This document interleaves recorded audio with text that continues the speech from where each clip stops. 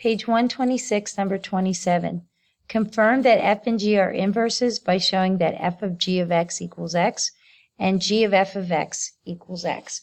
Let me just tell you that if you're asked to show or prove the two functions are inverses, you cannot just find their inverses and say, look, they're the opposites.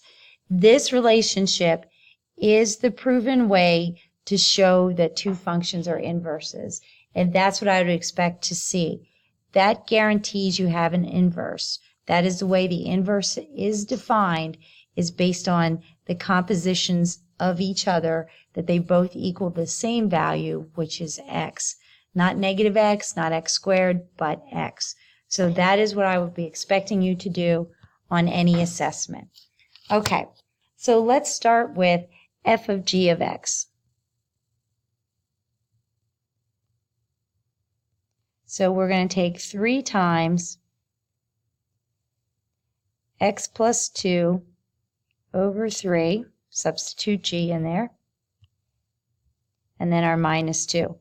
And now we're going to simplify this. So we will get the 3's will cancel, x plus 2 minus 2.